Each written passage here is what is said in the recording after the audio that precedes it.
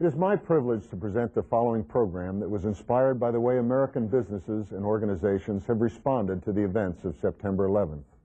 It's part of a special series produced by Heartbeat of America called Keeping America Strong. Each program spotlights a business or organization that is helping to do exactly that, keep America strong. Having served in the United States Navy for many years, I fully appreciate the important role small and middle-sized businesses play in the very fabric of our country, and I salute the professionals who lead these companies and thus keep America strong. They are the very backbone of our free enterprise system, and today on this program you will meet the individuals behind one such organization. I'll be back later in the program to introduce the Keeping America Strong Award. And now, let's learn more about the organization we are honoring today. Today, the eyes and ears of the 21st century are focused on new developments, new technologies, new emerging companies. We're on the scene to bring it to you as it happens. We anchor from our new studios in Los Angeles and then go out all over America to get to the heart of the story. I'm Bert Tenzer. I'm Bella Shaw. I'm Doug Llewellyn. I'm William Shatner, and this is Heartbeat of America. Our show focuses on corporate America, its stories, its drama, its breakthroughs. We'll be going out today to report on an organization that is impacting our lives and shaping our future. An organization that truly is the heartbeat of America. In the 20th century, a group of future Americans led by William Shatner ventured out into the universe. The challenge? To take the American spirit and courage to the final frontier of man, outer space. It was an exciting time on television, but it was only a fantasy. Meanwhile, here on the planet Earth in the 21st century, a new challenge has emerged. And this one's for real. It's the challenge to unite America and to keep our economy and our country moving forward. This has inspired Heartbeat of America to launch a special series entitled Keeping America Strong. In the 20th century, William Shatner took us off on a voyage into the universe to experience what life is like on other planets. But now, here in the 21st century, he's come back to explore what life is like right here on our own planet.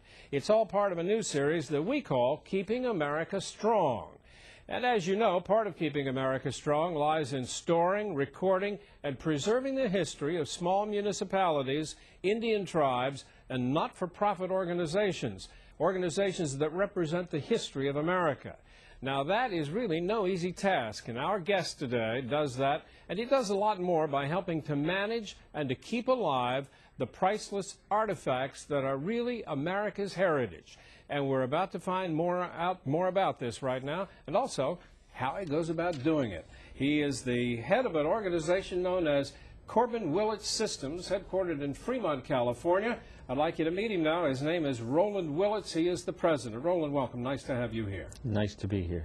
Let me ask you something. Specifically, explain to me what it is you're doing to help preserve the history and the artifacts of Indian tribes, small municipalities, which you're doing up and down the west coast of the United States and many other areas as well. Sounds fascinating.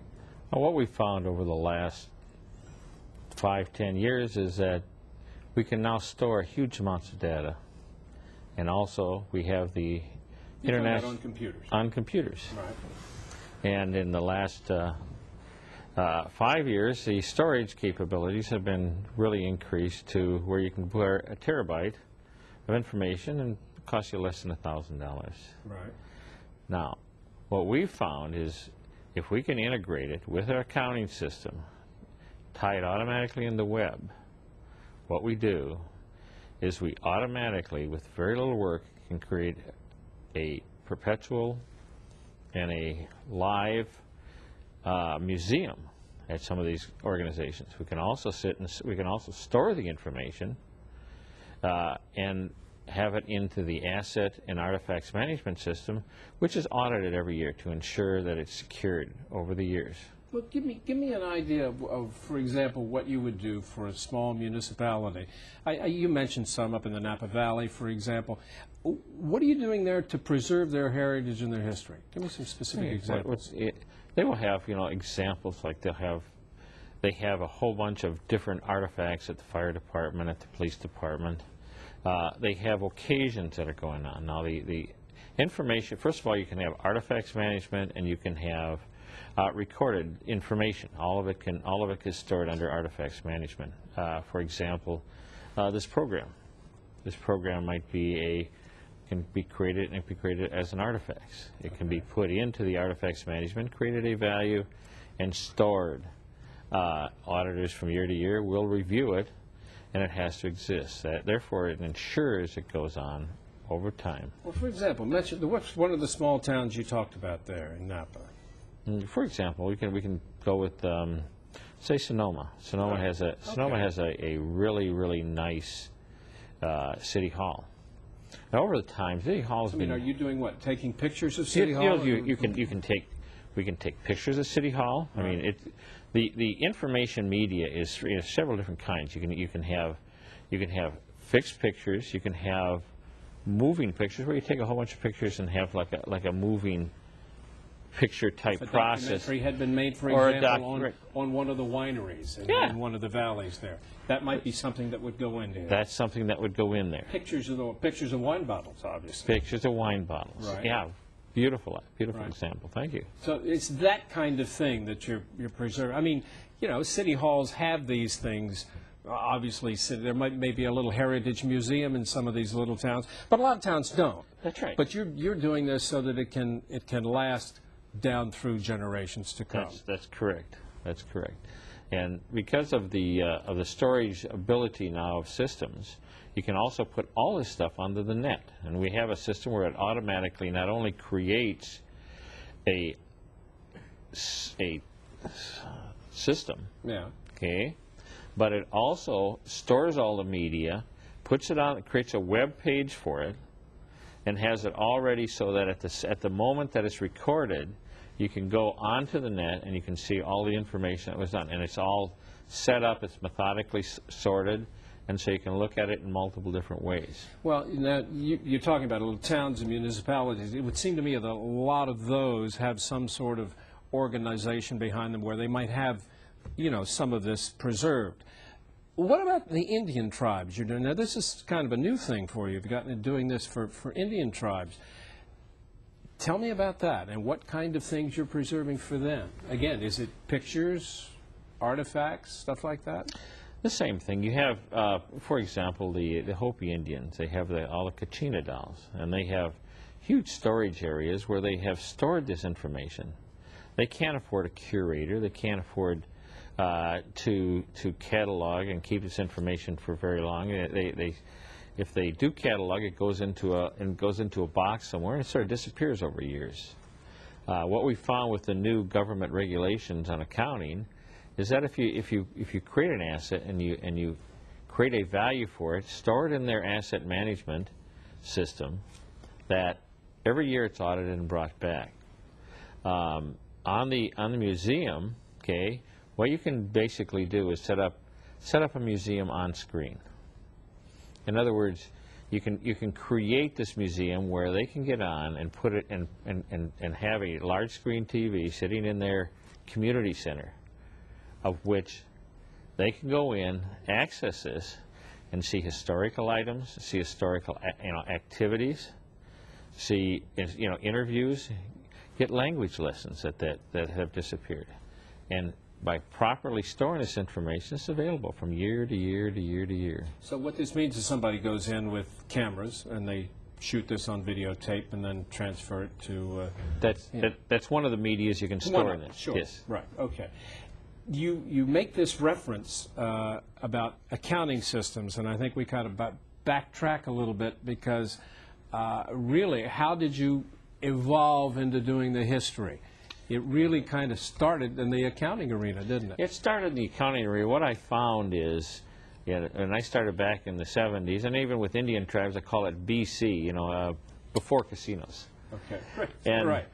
And what happened is that they really didn't have a decent accounting system. They all did it manually. So we sat down, we created a digitized accounting system for them. And who was this for? This is for Indian tribes, small towns, and and for nonprofits. This was way back in the 70s when the only machines that were out there were big IBMs. So you actually designed this for those kinds of organizations at the very outset? At the very outset. And what it did, it really made their life easier. So through the years, we continue adding features, and we continue keeping our clients, specifically because we continue improving, bringing up the latest technology, bringing them onto the web. But what we found was there's a missing element in there, and it's because it just covers accounting. In other words, although we cover what I call the blood of an organization, which is the accounting, the money part, it doesn't cover the soul. Well, let me get to the money part, to the accounting software. I mean, for small organizations, like there are a lot of accounting software packages on the market. You know, I don't have to mention names; everybody knows them. Yours is called MOM. M-O-M, which stands for what? Multiple Operations Management. So what's special about it? How does it work? It's right now in the marketplace. It has a history. It's been around for 30 years. It's extremely stable. We're a small company. It hasn't changed hands 5 times, and sort of disappeared in the woodwork of corporate America. And you can still get service. You get hands-on. You get a person that answers the phone within a couple hours and handles service calls. We're family-owned, and we continue giving the service we gave for the last 30 years. But what makes, I know you built the software, but what makes it so ideally suited for small towns and Indian tribes? Well, is it very simple to use? Is that the key? Yes. When I went into design it, okay, when we first set up to design it, what our purpose was is to have one person get the whole job done. Mm-hmm. We had one little old lady running the whole city. Like running a whole city. And she had to get all the parts done and not have 5 people, not have 10 people, just one person had to get it all done. So she had to have almost everything happen for her automatically. So the system was designed around this to have it all done as fast and as easy as possible with just 1 or 2 staff. So it is still a very ongoing software. It's updated regularly, I guess, or has it changed much through the years? No, it continually. Still very simple to use? Oh, yes, still extremely simple to use. We've added all the new features. When Windows comes out, we added Windows features, and now the web is out. We're totally integrating our web activities, such as doing online utility billing for organizations. We continue adding improvements every day. And we should point out, this is being used by small towns up and down the West Coast, right? Absolutely, absolutely. Well, We have been watching the operations of an organization which is doing its part to keep America strong, and we've been learning from its leaders about what they're doing to help move our country forward. This organization represents companies across our great nation that embody the spirit, dedication, know-how, and can-do attitude which has made America the great nation it is today. And now let's present the Keeping America Strong Award. Now it's my honor to present our Keeping America Strong Award to Roland Willits, who is the president of Corbin Willits Systems of Fremont, California, for the outstanding work that his company is doing to help keep America strong. Roland, it's really a pleasure to give this to you, and congratulations and best wishes for continued success. Oh, thank you very much. I want to thank all my family, especially Terry, who's been by my side for 30 years. I want to thank my customers who have stuck with me through all that time, and all my staff and all the staff that I've had through the 30 years. They've all been absolutely fantastic, and I'm extremely lucky to get this thank you. Very, very well put indeed. It's a pleasure to have you here. Thank you so much. Congratulations for earning the Keeping America Strong Award, which honors innovators and leaders like you who are the heartbeat of America. Our thanks to retired Rear Admiral Kevin Delaney for taking part in the presentation of the Keeping America Strong Award, the award that salutes small to middle-sized organizations who are helping to move America forward. For more information about this company and their software products, it's easy to find them on the web. Just go to www.momsoftware.com. That's it for Heartbeat of America's special edition, Keeping America Strong. Now for a final word from William Shatner. Well, that's it for this edition of Heartbeat of America. I'm William Shatner. Thanks for watching.